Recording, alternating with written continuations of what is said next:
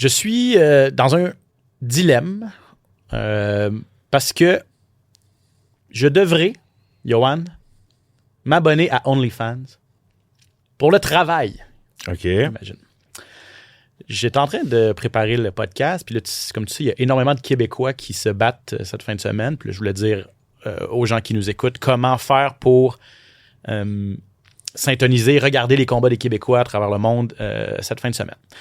Puis là, je tombe sur Jonathan Ramsey, qu'on a reçu à l'émission, au podcast il y a quelques semaines, qui va faire ses débuts à CFFC, organisation pour laquelle tu as déjà combattu, Cage Fury Fighting Championship, organisation américaine. Et là, je sais que Cage Fury, c'est sur UFC Fight Pass. Moi, je me dis, je vais aller valider les heures et tout ça, puis bel et bien que le combat de Jonathan va être sur UFC Fight Pass. Mais ce que je me rends compte en allant sur le site de CFFC, c'est que seulement la carte principale est diffusée sur UFC Fight Pass à partir de 21h et la sous-carte, la carte préliminaire, à laquelle prend part Jonathan Ramsey, est diffusée sur OnlyFans.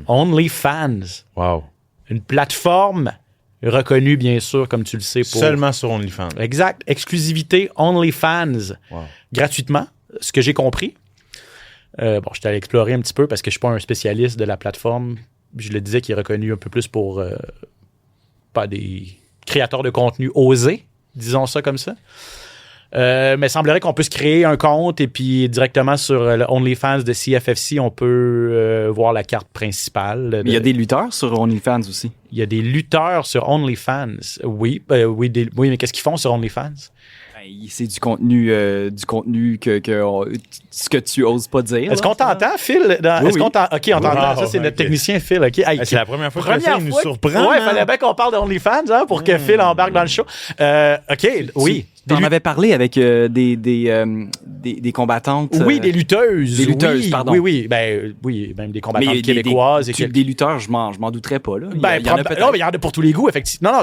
OnlyFans est rendu maintenant commanditaire de plusieurs événements comme ça aussi. Oui, comme Bare Knuckle et tout ça, mais quel contenu ils mettent. Mais là, moi, je te parle d'une carte de combat. Tu sais, c'est pas pour aller regarder non, c'est sûr. Là, tu dois t'abonner à OnlyFans pour regarder un événement promotionnel d'arts martiaux mix, de combat. Et là, imagine qu'est-ce que je vais faire. Et là, peut-être que tu vas te retrouver dans la même situation. Là, si tu veux regarder Jonathan là, qui se bat, c'est quoi? C'est vendredi soir? Oui, à CFFC. Oui, la même date que Samouraï MMA ici. Tu sais, demain soir, si tu veux regarder Jonathan, il faut que tu te crées un compte OnlyFans. Puis là, si ta blonde... Tu sais, il faut que j'explique à ma blonde pourquoi je me suis abonné à OnlyFans en ce moment. Ça va prendre des preuves, là. Et là, parce qu'elle va me croire que c'est pour regarder des gars qui... Le titre du film, là, qui est CFFC, là, c'est bien CFFC, là, wow. Fait qu'à la maison, et les gars qui nous écoutent, ou même les filles, si vous devez vous abonner à OnlyFans pour regarder le combat de Jonathan, ben vous avez une excellente raison. Vous pourrez faire écouter à votre conjointe cet extrait-là ici, qu'on va mettre sur les réseaux sociaux pour prouver que c'est bel et bien le cas. Ouais, vous allez avoir des preuves. Mais des belles explications et une belle conversation que je vais avoir avec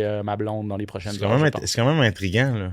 On est rendu là. Puis là, après ça, si tu embarques là-dedans, après ça, là, est-ce que c'est un puits sans fond? Là, si je me mets à regarder du contenu sur OnlyFans, jusqu'où ça va? Faut que tu te crées un profil, c'est sûr. Là. Je vais créer un faux compte OnlyFans. C'est ça qui va arriver. Bienvenue au SOS Podcast. SOS! Attention, ça va frapper. Spectaculaire, flamboyant. Des athlètes de haut niveau. Des champions des arts martiaux. Préparez-vous, le combat commence. Dans l'octogone, Ben Baudouin. SOS Podcast! Eh oui, bienvenue au SOS Podcast, édition du 26 mars 2026. Grosse fin de semaine pour les amateurs d'arts martiaux mixtes québécois. Énormément de combattants de chez nous qui sont en action, comme je le disais, à travers le monde. On vous défile ça dans quelques instants. On revient bien sûr sur l'UFC Londres le week-end dernier. Il y a Samouraï également, on va en parler un peu plus longuement.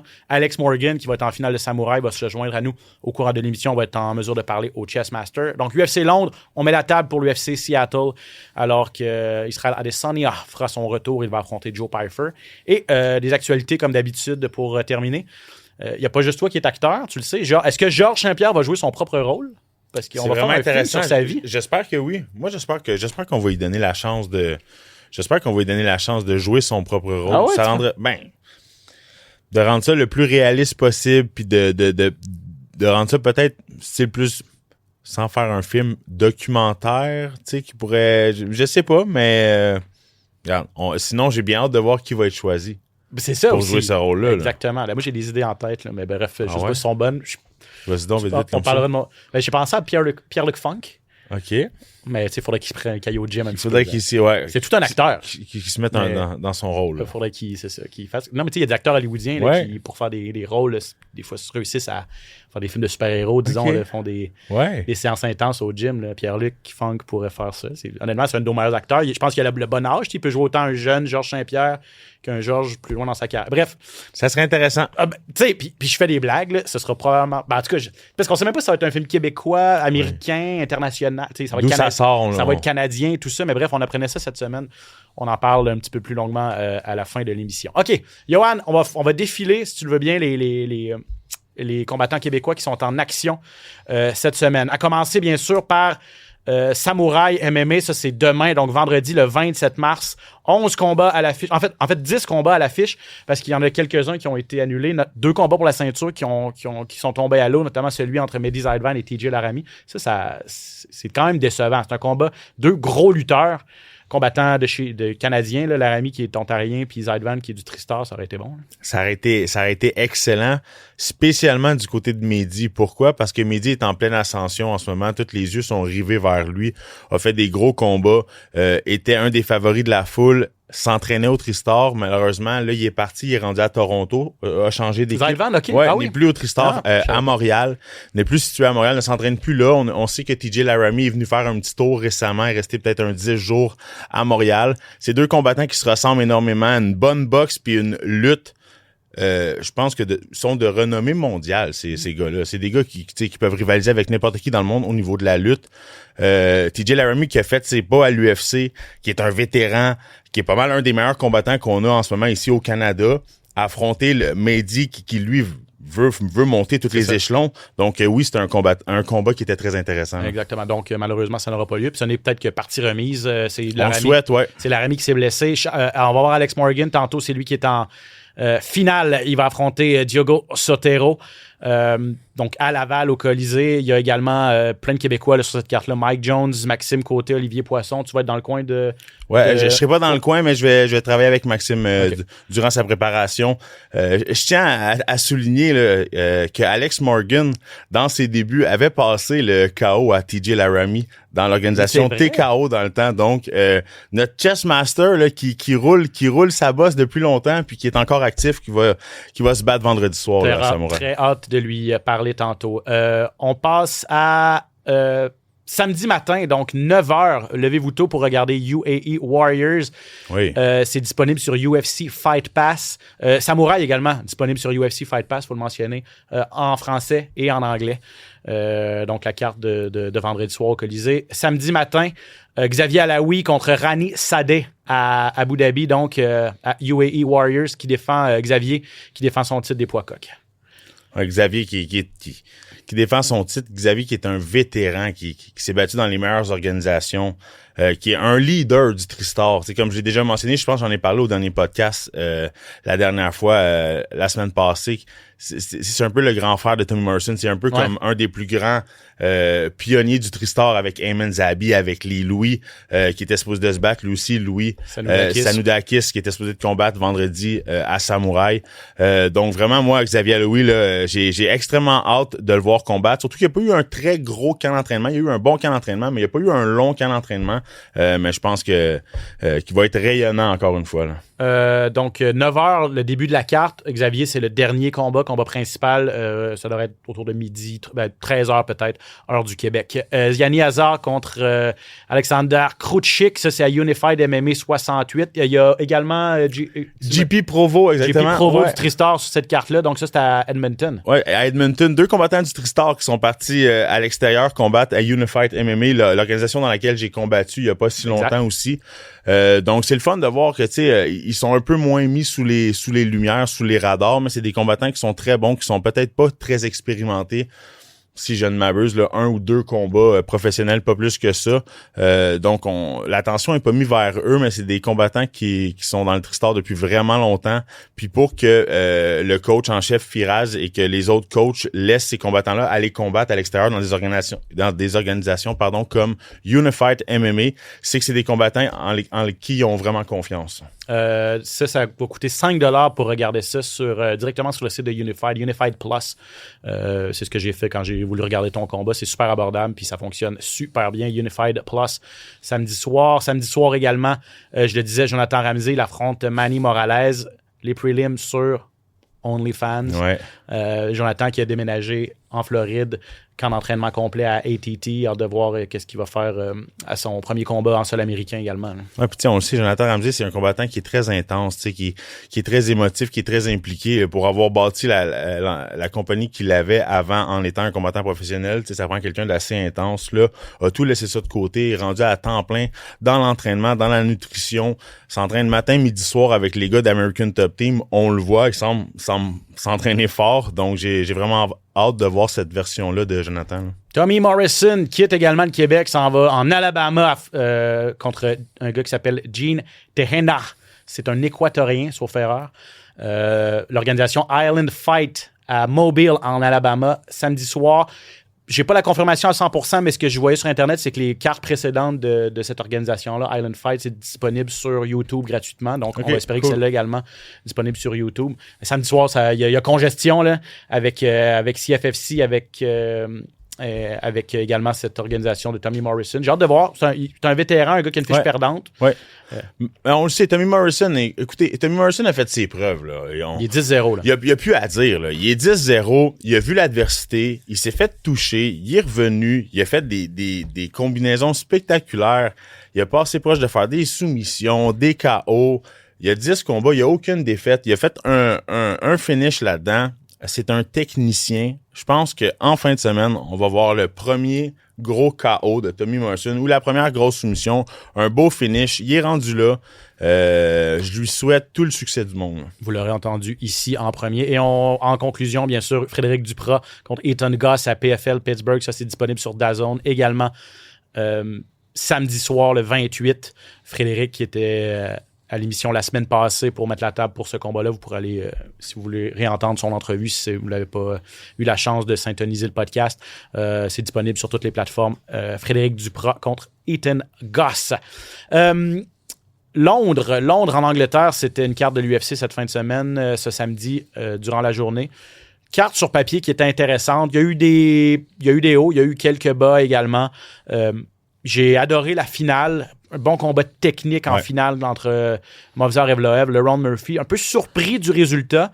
Ça s'est terminé par une victoire de Movsar Evloev contre Murphy. Une victoire par décision majoritaire. Sur ma carte, j'avais combat nul. Parce que, faut-il le rappeler, Movsar Evloev s'est fait enlever un point au 4e round. Round qu'il a gagné, mais c'est un round de 9-9. Et là, il s'est un peu creusé un petit trou avec un point enlevé à cause de coups répétés sous la ceinture. Non intentionnel, bien sûr, mais l'arbitre Goddard, après 2 fois, lui a décidé de lui enlever un point.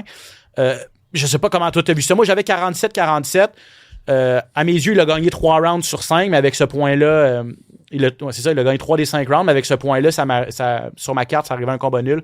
Comment t'as vu le combat? Ben, je l'ai un petit peu vu. Je l'ai vu comme toi un petit peu. Je pense que par contre, je pense que c'était clair que s'il n'y avait pas de points enlevés du côté de Evloev, il gagnait, exactement. Je pense que c'est peut-être là que ça vient jouer un petit peu. J'ai pas l'impression que Leon Edwards s'est battu pour gagner. J'ai vraiment l'impression Leon Murphy, pardon, s'est battu pour gagner. J'ai l'impression qu'il était vraiment reculant. On le sait que c'est son style. On sait que Murphy, c'est quelqu'un qui reste beaucoup à distance. Il est très défensif. Il est très défensif et bon avec ses contre-attaques. Travaille en contre-attaque, travaille en puissance, mais ça allait un petit peu trop vite pour lui. Ça allait extrêmement vite. Il a connu un bon début de combat. Premier round très, très partagé. Deuxième round, il l'a gagné. À partir du troisième, on a vu qu'Evloev avait le sentiment d'urgence de dire « OK, le jeune n'est peut-être pas facile dans les 2 premiers. » Il a finalement réussi à les amener au sol, il a réussi à lutter, pas fait énormément de dommages, mais réussissait à marquer des points de cette façon-là. Je suis d'accord avec toi. Puis faut mentionner aussi que Murphy s'est blessé On l'a senti, hein? On l'a senti. On l'a senti qu'il y a quelque chose qui dérangeait Murphy pendant le 4e round. Donc ça, c'est sûr que... Puis de l'autre côté, Evloev, il a senti ça, c'est sûr, lui aussi, là. Exact. Parce que là, il faut dire que c'est un combat ultra important. Evloev était premier aspirant. Murphy était classé 3e à 145 livres. Les deux étaient invaincus. 19-0 pour Evloev, 17 victoires, 1 nulle pour Murphy.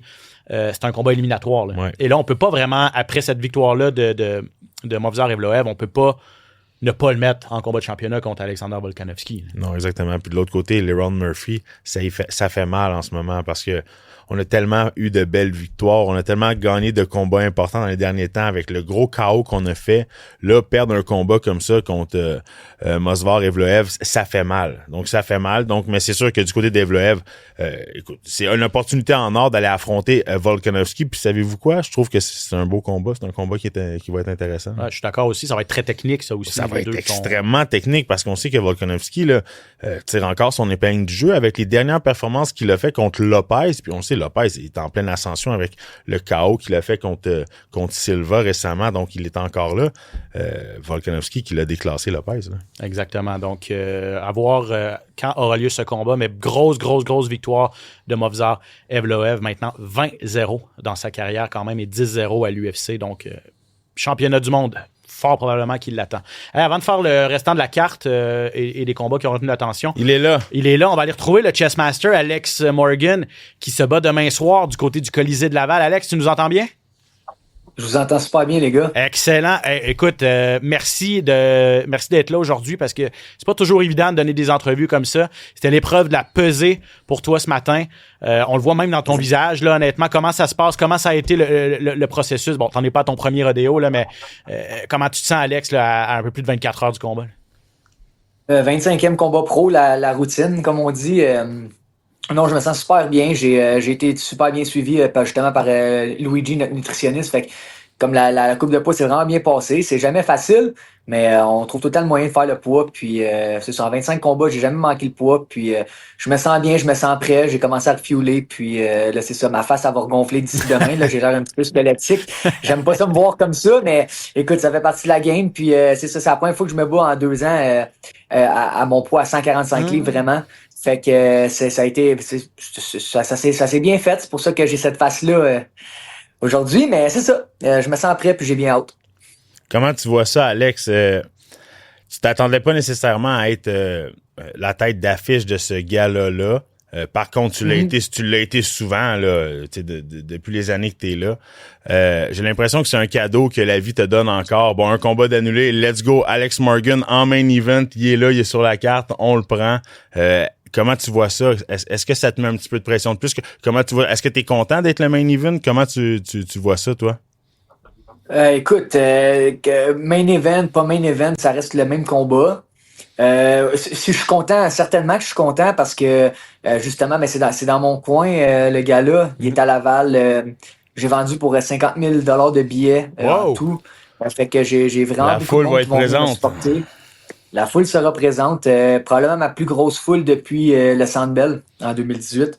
Fait que non, je me mets de la pression. C'est sûr que on a tout le temps une pression constante, même si je me dis que j'ai pas de pression, puis tu sais, je veux pas, on le ressent à la fin du combat, ça. Je sais que j'ai de la pression, mais tu sais, je me laisse pas abattre par ça. Là. Comme je vous dis, c'est pas mon premier rodéo. Je sais qu'est-ce que j'ai à faire, je sais où est-ce que je m'en vais. J'anticipe le moment, ça fait longtemps. Tu sais, je l'imagine dans ma tête. Je me suis fait des scénarios. Tu sais, je sais à quoi ça ressemble la salle. Je me suis déjà battu là, donc c'est quelque chose qui me met quand même en confiance. Puis je sais que le monde, ben, tu sais, sont là pour m'encourager, ils sont pas là pour me juger, tu sais. Je vais là pour performer, je vais essayer de livrer une performance digne du talent que j'ai.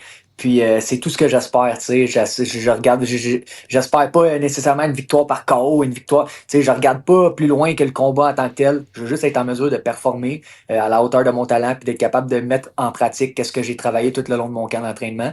Puis si je suis capable de faire ça, ben je vais être le gars le plus content vendredi soir. Écoute, Alex, t'as 34 ans, t'es un vétéran, on le répète, puis tu l'as pas volé. Là, effectivement, c'est un concours de circonstances où tu te retrouves en finale, mais je veux dire, c'est un prix de consolation de luxe, là, on s'entend, là, d'avoir un Alex Morgan en finale quand tu as 2 combats pour la ceinture qui tombent. Il aurait pu mettre une ceinture, honnêtement, je sais pas, t'as-tu des discussions? Est-ce qu'il aurait pu avoir une ceinture en jeu, une ceinture intérimaire? Je sais pas comment ça marche à Samouraï. Oui, ça aurait pu.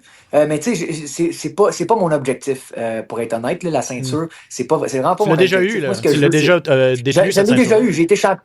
Exact, j'ai été champion de Samouraï, j'ai été champion de toutes les organisations pour lesquelles je me suis battu au Québec.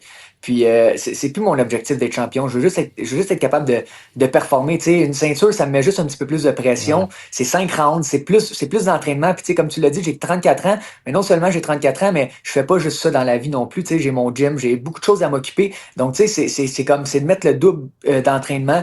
Puis je mets déjà vraiment beaucoup de temps à l'entraînement. Donc moi, tu sais, je veux faire des 3 rounds, je veux me battre contre des défis extérieurs. Tu sais, je veux prendre de l'expérience. Mon but, c'est d'évoluer dans le sport.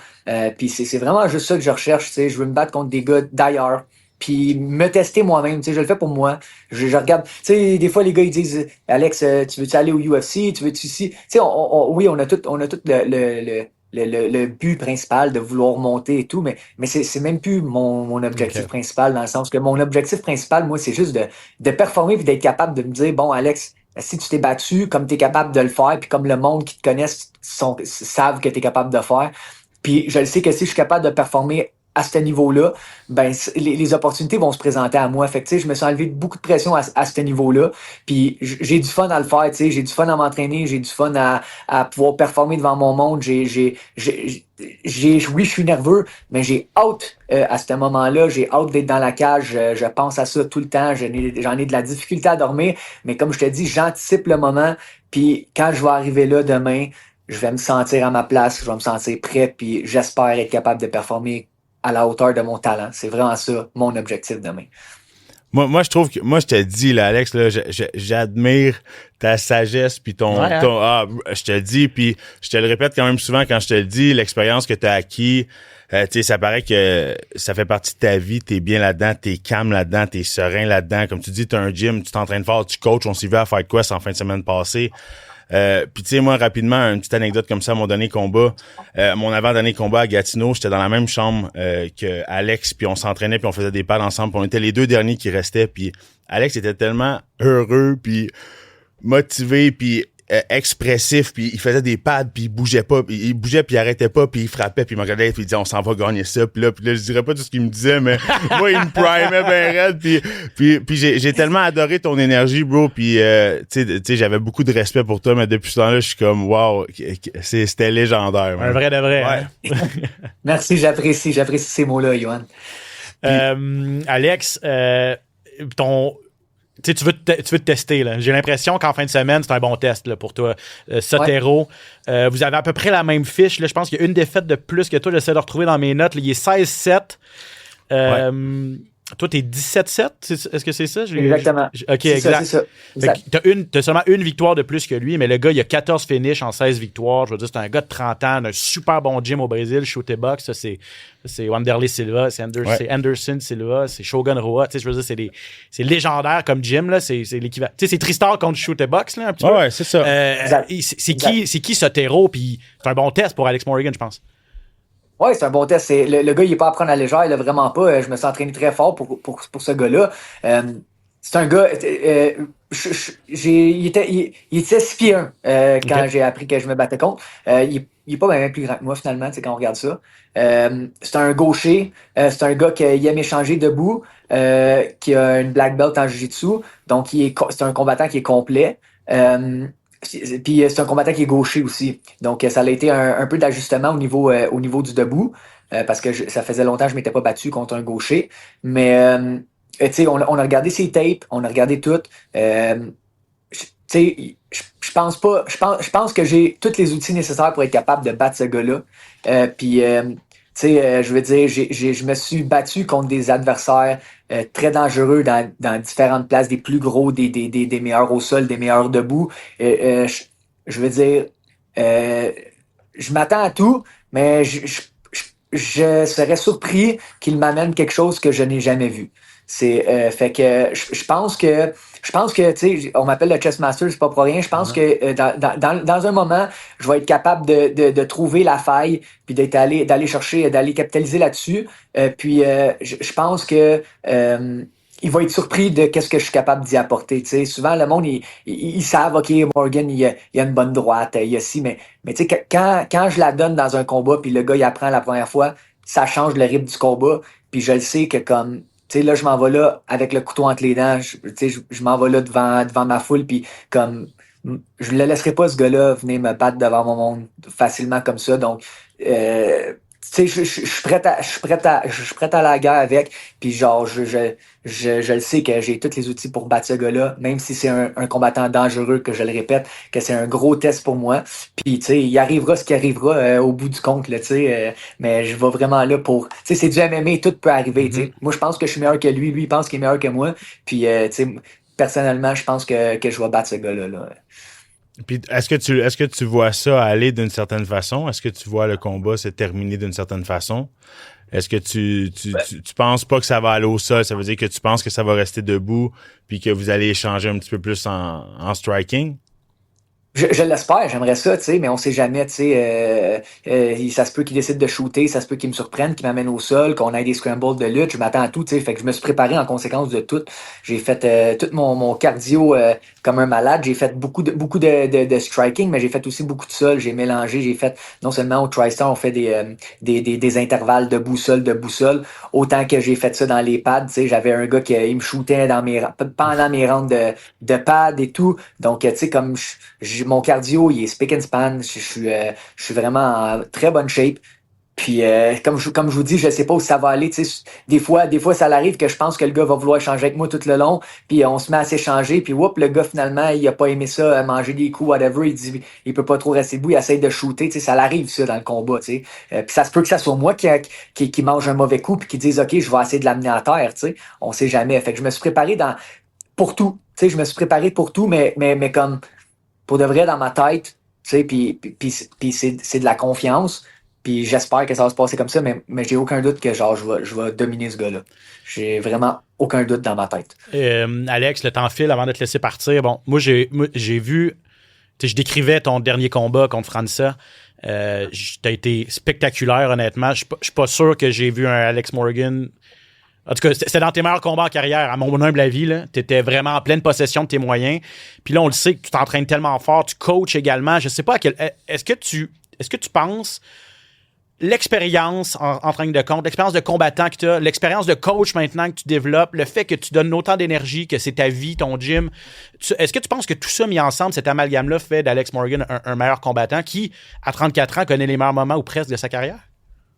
Je pense que oui, dans un sens, parce que comme je dis, je me suis tellement envie de pression, tu sais, je veux dire, je suis quelqu'un qui est accompli, puis je sais où ce que je m'en vais, tu sais, dans ma vie après les combats et tout, puis je fais des combats parce que j'ai changé ma mentalité, je le fais parce que j'aime ça le faire, tu sais. Je le fais pas pour me mettre de la pression, me dire faut que j'aille là, faut que je fasse ça. Je suis pas obligé, non, j'ai pas besoin de le faire, tu sais. Je vis très bien sans faire des combats, même que je vivrais mieux puis plus relax, tu sais, hein, pour être bien honnête. Mais je le fais parce que j'aime ça, puis je pense que ça m'enlève beaucoup de pression, puis ça me permet justement de le faire comme il faut, avec la bonne mentalité, puis je pense que tout se passe dans la tête parce que tous les outils physiques que j'ai, c'est dans la tête que ça se passe, puis j'espère être capable, comme je te dis, de performer à la hauteur de mon talent ce vendredi avec ça. Donne-moi des noms. Là. Y a-tu des gars du Tristar Rive-Nord qu'il faut qu'on surveille, qui s'en viennent? Oui, j'en ai une coupe.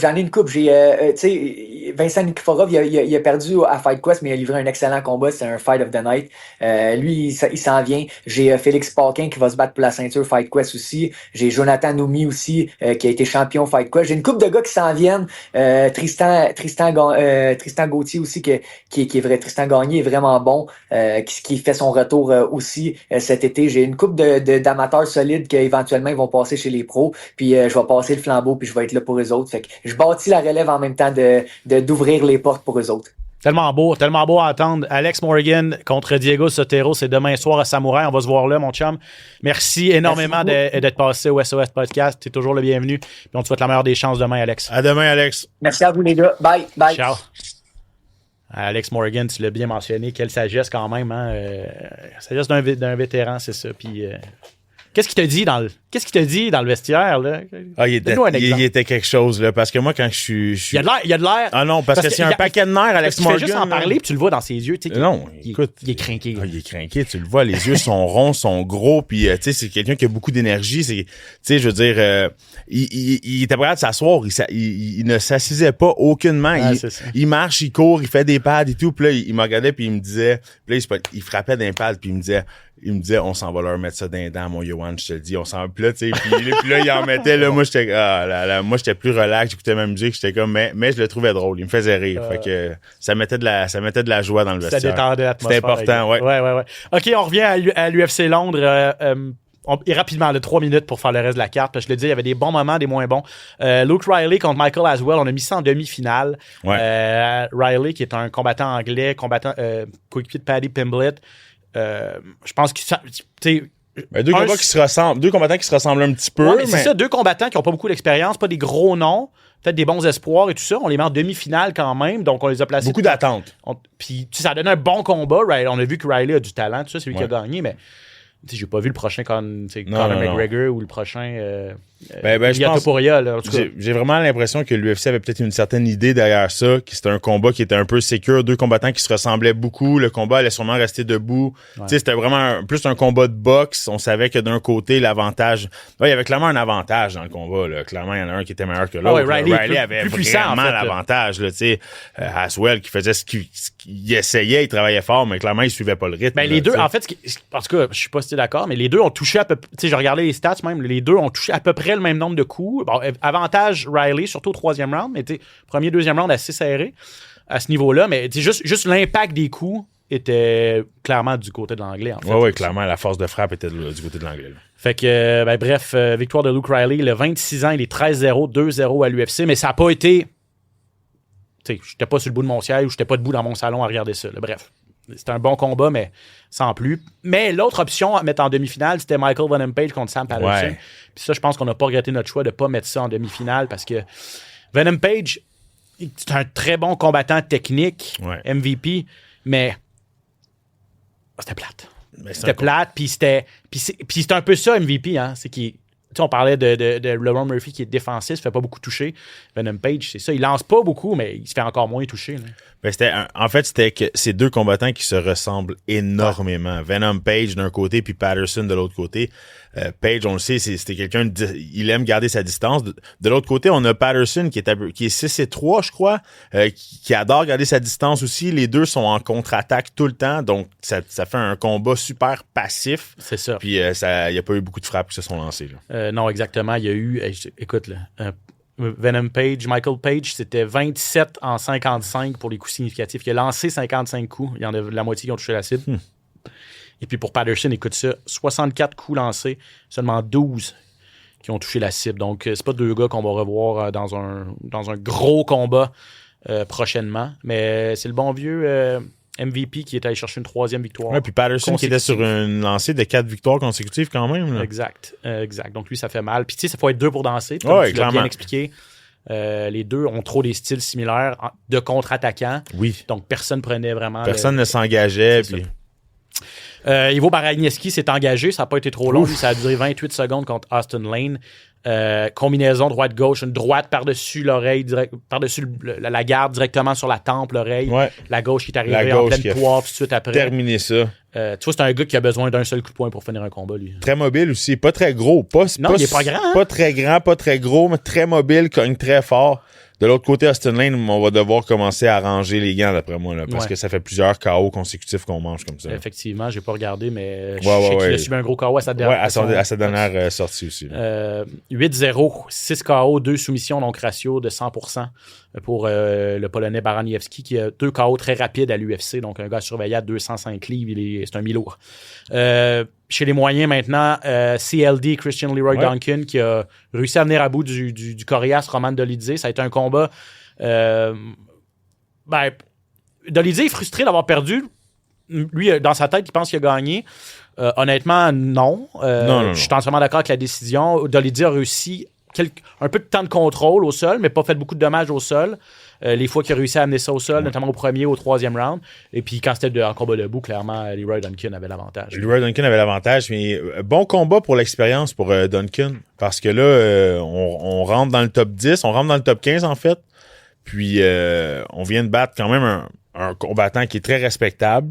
On a fait 3 rounds avec lui. On a connu un peu l'adversité. Donc, ça devient intéressant pour lui. Là, je trouve qu'il monte bien les échelons. Ouais, exact. Puis en terminant, Mason Jones contre Axel Sola, ça c'était Axel Sola plutôt, le combat de la soirée de Quel loin. combat! Ça a été tout un combat. Mason Jones, quand même, là, c'est un Gallois. 7e victoire de suite pour lui. 3-0 depuis son retour à l'UFC. C'est un gars qui avait été coupé. Mais là, il a trouvé une seconde vie. Puis là, il est imbattable depuis ce temps-là. Mais là, ça a tout pris parce que ça, là, c'est un Français. Jones a été solidement ébranlé au premier round avec un coup de poing renversé. A réussi à survivre. Ça, là, c'est avec un coup de genou en fin de premier avec round. Un coup de genou. Il s'est retrouvé avec coupé là en dessous de l'œil assez solidement. Puis Jones a réussi à puiser dans ses ressources. Au 3e round, c'était tout Jones. Bref, non, ça a vraiment été tout un combat. Ça, là, je l'ai appris. Là, c'est un coéquipier de Manon Fiorot. Il vient de Nice également. Donc, les deux s'entraînent ensemble. Je pense qu'il n'y a pas énormément de perdants dans ce combat-là. Là. Même si Sola a une défaite à sa fiche.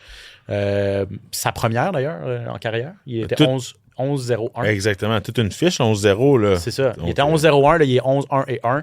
Mais c'était tout un combat. Ouais, Mason Jones qui lui va chercher un 2e bonus de performance de suite. Ouais, 2e de suite, donc ça devient vraiment intéressant pour lui. Là. Voilà pour l'UFC Londres. On revient en Amérique du côté de Seattle. 18h sur TVA Sport 2. Je vais être là avec Pat Côté pour description et analyse de cette carte en intégralité. Donc dès 18h sur TVA Sport 2.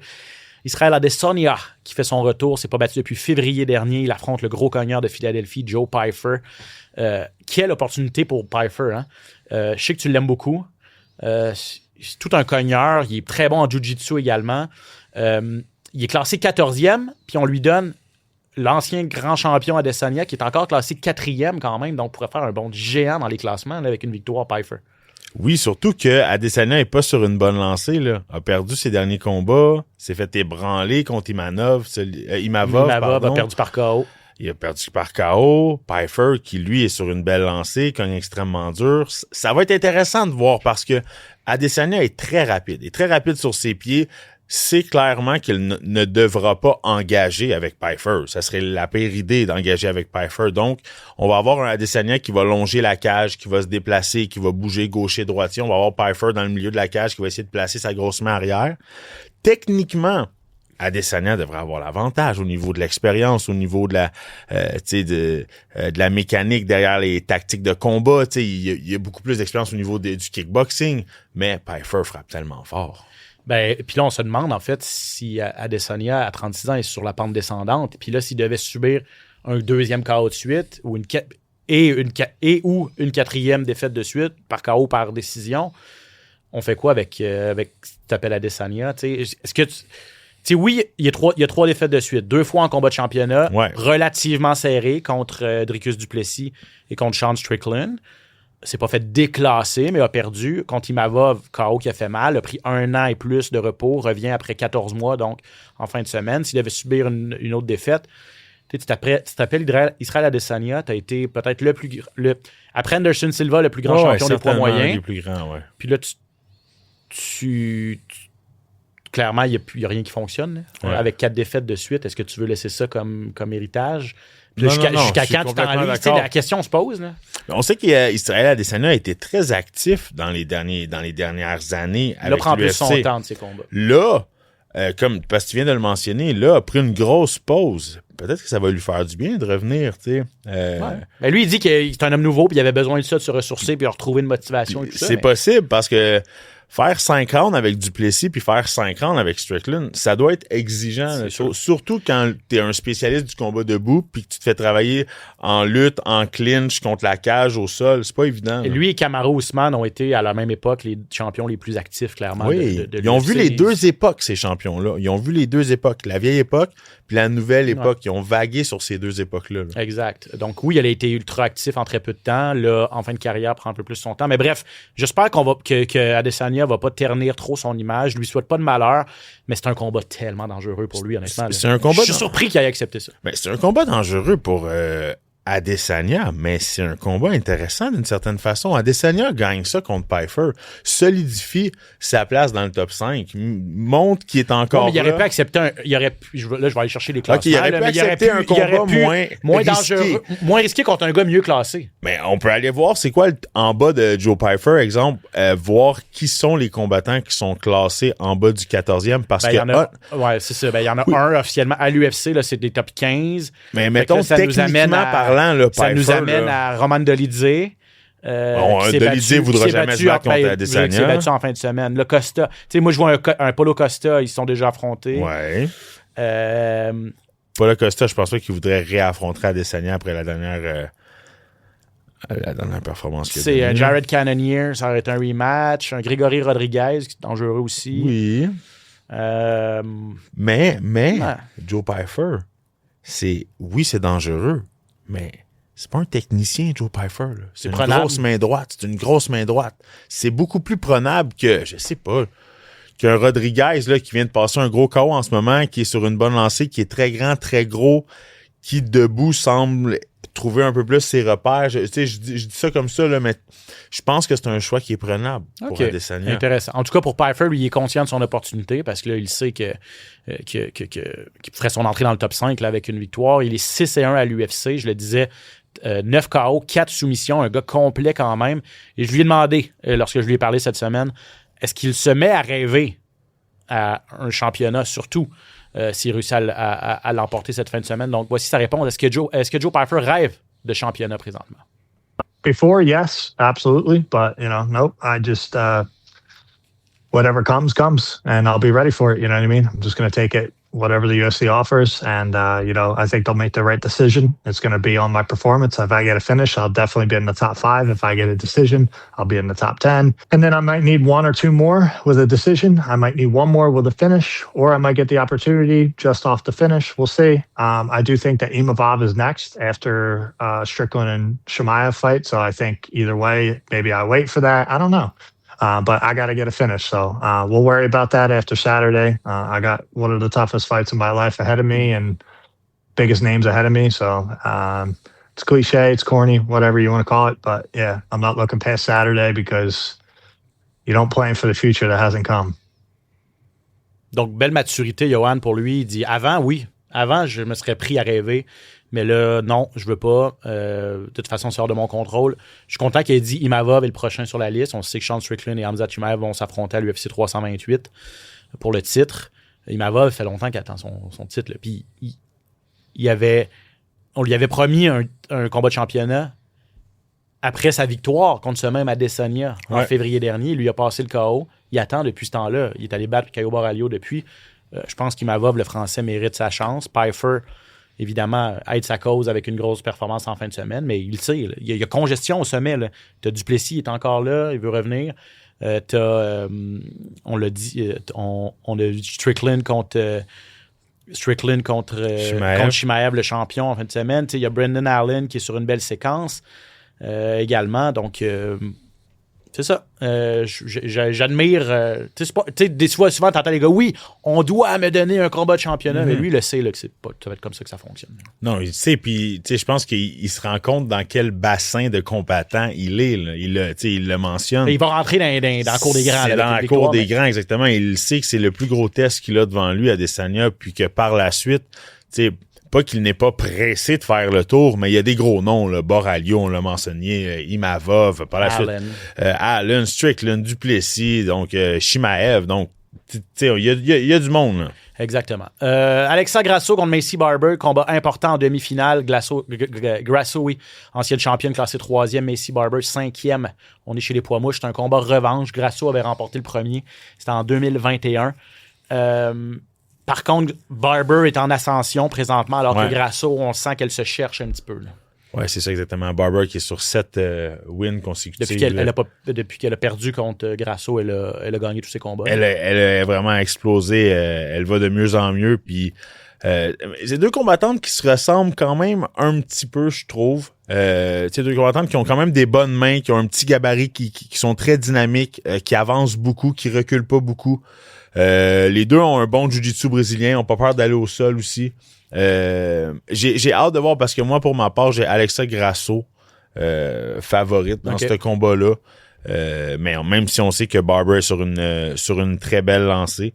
Donc, je suis intrigué. J'ai hâte de voir comment ça va se dérouler. Là. Combat important, en tout cas, pour la course au titre, adversaire potentiel. Il y a Erin Blanchfield. Ça aussi, là, c'est une division intéressante quand même. Erin Blanchfield, Natalia Silva également, la gagnante de Grasso, Barber en fin de semaine. Alors qu'on attend toujours des nouvelles pour Valentina Shevchenko, quand est-ce qu'elle va revenir. Michael Chiesa, combat de retraite cette fin de semaine, devait affronter Carlston Harris, mais finalement, c'est Nico Price qui lève la main à la dernière minute. Vient tenter de jouer les troubles fêtes, mais Chiesa, lui, est à la maison, c'est à Seattle, c'est un gars de ce coin-là. Belle carrière, Chiesa, spécialiste du jiu-jitsu brésilien. Il a 38 ans quand même, c'est le fun de voir un gars qui a la chance. Il s'accroche pas trop. Il est sur 3 victoires de suite. Là. Il est encore très compétitif, mais c'est dit, c'est assez. 38 ans, c'est terminé. Puis là, j'ai la chance de faire ça chez nous en plus. Hey, 38 ans, 22 combats avec l'organisation de l'UFC, fiche gagnante de 14 victoires, 7 défaites.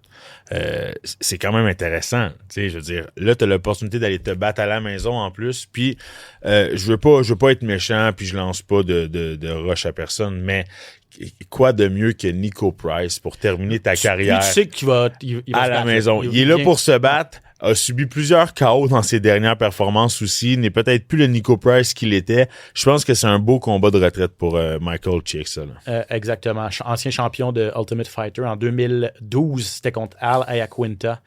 Et belle carrière de 14 ans à l'UFC quand même. Mansour Abdul Malik contre Yousri Belgaroui. Abdul Malik, combattant invaincu de 28 ans. C'est un bel espoir chez les poids moyens. Là. 9 victoires, aucune défaite, un verdict nul, ratio de finition de 100% avec 7 KO. Belgaroui, un ancien kickboxer. Donc ça va être un combat debout, ça. Presque assurément. Là. Ça va être un combat très explosif. Puis ça... À ne pas négliger parce que je pense que ça durera pas 3 rounds. Non, exact, je pense pas. Effectivement, les deux ont un très bon ratio de finish.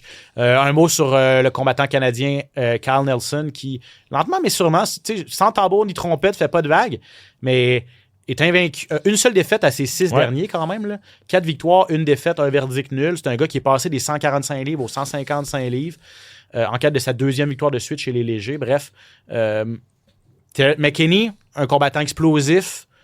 Ça le placera pas dans le top 15, Nelson, mais à 34 ans, connaît des bons moments quand même. Puis McKinney, un nom assez connu quand même. Donc, ça pourrait amener de belles choses si Nelson gagne ce combat-là. Hein? Ça pourrait amener de très belles choses. Kyle Nelson, avec qui j'ai eu la chance d'échanger, moi, à Niagara Top Team, quand je suis allé faire des séjours là, un combattant très solide, spécialement au niveau du combat debout, là, du Muay Thai. Son combat debout est très, très solide.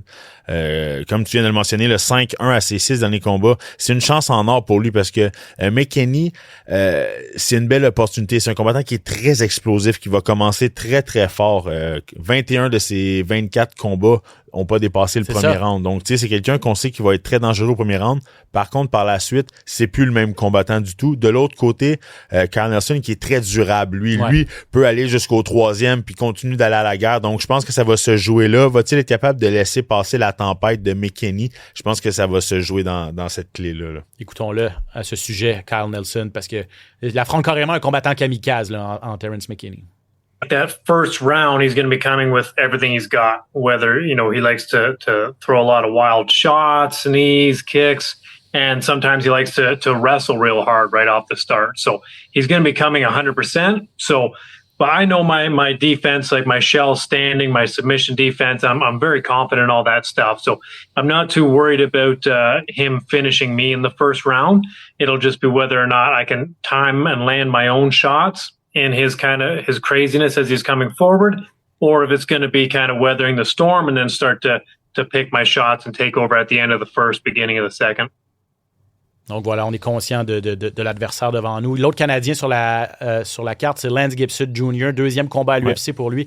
Il est arrivé à la dernière minute contre King Green, un peu avant les fêtes. Évidemment, il avait perdu par décision, mais il n'y avait pas eu le camp d'entraînement complet. Là, cette fois-ci, camp d'entraînement complet, puis on lui donne un autre vétéran, Chase Hooper. Ce sera pas facile. On lui donne des combattants établis déjà pour vraiment un choc de style aussi. Tu passes de King Green, combattant debout, qui travaille avec des gros crochets, qui veut aller à la guerre. Puis là, on donne Chase Hooper, un long mince qui veut aller au sol, travailler ses soumissions. Donc, un choc de style, deux combattants très différents. Mais deux combattants qui ont quand même une certaine notoriété au sein de l'organisation. Et j'ai hâte de voir Ignacio Bahamondez aussi contre Tofik Moussaïev. Bahamondez, on le voyait comme le prochaine merveille du monde, mais là, il a eu très, très spectaculaire quand il affronte des combattants, disons-le, de calibre peut-être inférieur. Quand il est arrivé contre Fiziev, Ludovic Klein, des gars aguerris. On a vu ses limites peut-être. Donc, je me demande vraiment, il est encore jeune, tout ça. Je me demande vraiment c'est quoi son véritable plafond à Bahamondez. Je pense que Moussaïev, c'est un gars c'est un gars expérimenté, il a 36 ans, mais seulement son deuxième combat à l'UFC. Donc, je pense qu'il est prenable pour Bahamondez. Mais je me questionne à savoir si Bahamondez est un futur champion comme on l'a peut-être déjà vu à son arrivée. Oui, ça va prendre un Bahamondez très confiant. Ça va prendre une performance étincelante, une performance solide pour montrer que il peut faire partie des meilleurs parce que c'est vrai que rapidement, on sent qu'il est ébranlable. Quand la soupe monte. Quand la soupe devient un petit peu plus chaude, exactement. Donc voilà, c'est l'UFC Seattle. Très bonne carte sur papier. Samedi, 18h. On termine ça avec les actualités. Rumeurs, échos, coulisses, les plus récentes nouvelles. Le hype UFC.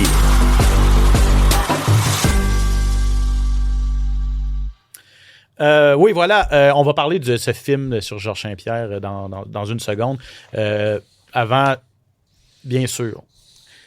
Là, on passe ça, tu sais, rumeurs, hype. Je pense que la première nouvelle répond à ça. Retour potentiel de McGregor. S'il n'y en a pas eu 15 depuis 5 ans, il n'y en a pas eu aucun.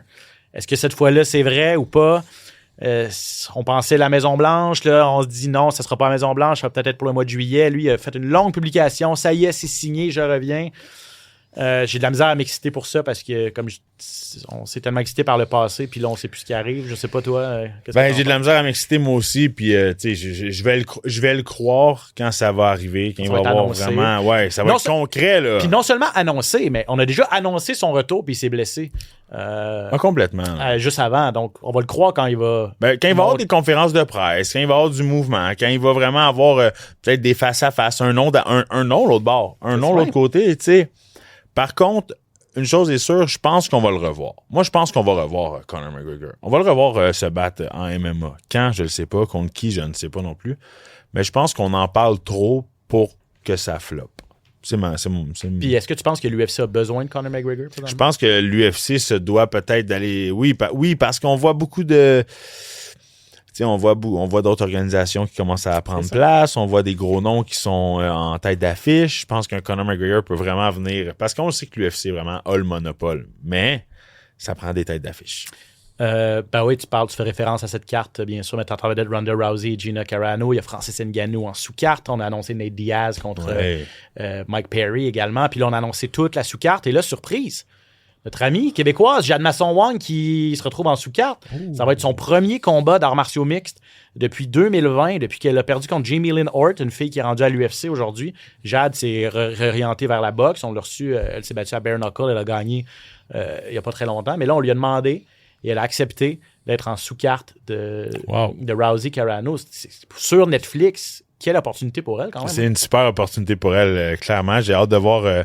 est-ce qu'elle va garder son équipe de boxe qu'elle a en ce moment? Est-ce qu'elle va aller se chercher de l'aide? Elle va faire affaire avec Samuel Descaries, qui est son coach de boxe ici. Ouais. Et lorsqu'elle est au Québec, j'ai eu la confirmation que Sam allait être avec elle du côté ça, c'était à Los Angeles le 16 mai. Cool. OK, génial. Probablement qu'elle a des coachs de MMA aussi. De lutte et de MMA. Ah, mais c'est vrai. C'est une occasion en or. Elle qui a fait une belle performance à son dernier combat de Bare Knuckle. Exact. Elle affronte une fille qui s'appelle Aline Pereira, une Brésilienne, Aline Pereira. Ferreira, qui est 2-2. Donc, voilà, Jade Masson-Wong. Junior Dos Santos contre Obelis d'Espagne. Oui. Ça, c'est sur la carte. Ouais. JDS, qui est... Je pense que c'est 5 défaites de suite en MMA, par exemple. Il s'est repris en bare knuckle aussi, mais 42 ans. L'ancien champion. Il a assez donné, notre Dos Santos. C'est ça le problème avec cette carte-là. Là, c'est le retour des vieux loups. Là, là ça commence. Junior Dos Santos. S'il y en a qui n'ont jamais regardé les combats de Junior Dos Santos contre Cain Velasquez, allez voir ça. C'est dans les plus grands combats de l'histoire des poids lourds de l'histoire de l'UFC. Là. Exactement. Mohamed Mokaev, ça, c'est un ancien de l'UFC. Un gars de 25 ans, lui, il est invaincu. Il est 15-0. 7-0 à l'UFC. On l'a mis dehors parce que c'était un tout croche. Honnêtement, il s'est battu dans des conférences de presse à un moment donné, l'UFC. Ouais. C'était trop de troubles votant, mais il continue à gagner, tout ça. Là, finalement, il va être en sous-carte également. Il affronte un gars, et ça va être intéressant aussi. Il affronte Adriano Moraes, qui est un vétéran de ONE, un ancien champion de ONE qui a déjà battu Demetrius Johnson. Donc ça, c'est du gros... C'est du gros calibre, C'est du gros calibre, honnêtement. Wow. Mais encore une fois, Moraes, qui est sur un petit peu une pente descendante à 36 ans, 1-3 à ses 4 derniers, dont 2 défaites contre Demetrius Johnson. Il l'avait battu dans le premier affrontement à ONE, Mighty Mouse, puis Johnson, Mighty Mouse a repris sa revanche 2 fois plutôt qu'une depuis. Et je vais avoir mes yeux sur également un gars qui s'appelle Saladin Parnasse, qui est un Français. On dit de lui, c'est un prodige. Champion dans 2 catégories de poids de l'organisation polonaise KSW. Ça, c'est une des plus grosses d'Europe. Ouais. Il a eu des offres à l'UFC. Il a dit non parce qu'il trouvait que c'était pas assez payant pour lui. Okay. Là, on l'attire finalement en Amérique du Nord. Un très, très grand champion. Il a juste 28 ans, je pense. Saladin Parnasse, allez regarder sur YouTube et ça pourrait être sa grosse sortie là, en Amérique du Nord. Voilà. Et Georges Saint-Pierre, pour finir, honnêtement, c'est mérité un film sur sa vie. Là, on va faire. Certainement. C'est le réalisateur québécois, un gars qui s'appelle Thomas Soto, qui a signé pour adapter la vie de Georges Saint-Pierre. On n'a pas beaucoup de détails, évidemment. Là. On ne sait pas quel acteur. On faisait des farces tantôt avec Pierre-Luc Funk et tout ça. Mais tu sais, ça semble être. Tu sais, moi, dans ma tête, Georges Saint-Pierre, ça mérite un gros film hollywoodien. Là, énorme budget. Je sais pas si ça va être ça ou si ça va être plutôt local ou québécois, là, en fait. Dépendamment si c'est québécois ou non. Mais je pense qu'il y a vraiment Canadien, il y a quelque chose d'intéressant à faire avec ça. Je souhaite que ça soit pas seulement sur son enfance ou sa vie personnelle. J'aimerais ça voir un petit peu de sa carrière, de voir de l'UFC. C'est ça que j'allais te demander. Quelle est la portion la plus intéressante à amener on la connaît, l'histoire de Georges. Tu sais, dans le communiqué de presse assez laconique, ça dit on veut montrer qui est Georges derrière GSP, qui est la personne. Donc, on veut se concentrer plus sur le côté humain. On a connu tous ces... il l'a répété souvent en entrevue, le fait qu'il a été victime d'intimidation. C'est ce qui l'a amené au karaté. Tous les efforts, les sacrifices qu'il a fait pour devenir un des meilleurs au monde. Donc, cet aspect-là de sa jeunesse et tout ça, son début de carrière, ou plutôt le fait qu'il a été peut-être le plus grand sportif québécois international de l'art moderne.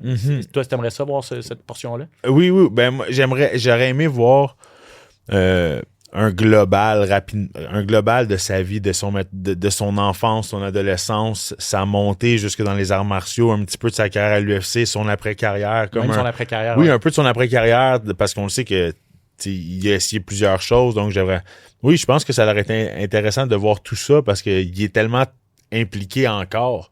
Il est toujours dans le gym au Tristar, encore en train de s'entraîner. Mais je suis d'accord que juste un accès plus privé sur sa vie peut être intéressant aussi. Puis en terminant, Georges pourrait jouer son propre rôle. Là. Il prend des cours d'acting, il a eu on l'a vu dans Marvel, on l'a vu dans quelques films d'action également. Qui de mieux que Georges Saint-Pierre pour jouer Georges Saint-Pierre, honnêtement? Je veux dire, il n'y a pas 2 Georges, là. Non, exact. Et il pourrait... Puis il a dit qu'il allait être impliqué dans le processus. Donc, est-ce que ce sera au niveau du scénario ou est-ce que ce sera un peu plus comme acteur? Bref, on n'a pas beaucoup de détails. On va continuer à suivre le dossier, mais c'est sorti cette semaine dans Variety. Ça a été confirmé. Il y a des producteurs, réalisateurs d'attachés au projet et Georges l'a confirmé également. Donc, à suivre, un biopic, un film sur la vie de Georges Saint-Pierre qui s'en vient sur un écran près de chez vous. Yoann, t'es rendu acteur. Ouais. pourrait jouer là-dedans. J'ai dit à Pat Côté cette semaine, Pat pourrait jouer son propre rôle aussi. Là. Si on amène les gars de cette époque-là là, également. Certainement. Moi, je suis prêt à... Crow, David Loiseau, Patrick Côté, Ferrat, tu sais. On va donner notre corps à ce film-là, à ce court-métrage-là. Merci. Bon week-end de MMA à tous. Honnêtement, si vous avez des yeux partout, là, bonne chance. On va essayer d'en suivre le plus possible. On va vous revenir là-dessus la semaine prochaine, bien sûr. Tout déballer, tout ça, tout analyser ça. Samouraï vendredi. Tous les autres Québécois qui se battent samedi également. Ne manquez pas l'UFC Seattle sur nos ondes. Yohan? Yes, sir. Merci. Merci à Alex Morgan qui était là également durant l'émission. Merci à Phil. Merci pour tes conseils OnlyFans, mon ami. Je m'appelle Ben Baudouin. Je vous dis à la semaine prochaine. Ciao. SOS Podcast!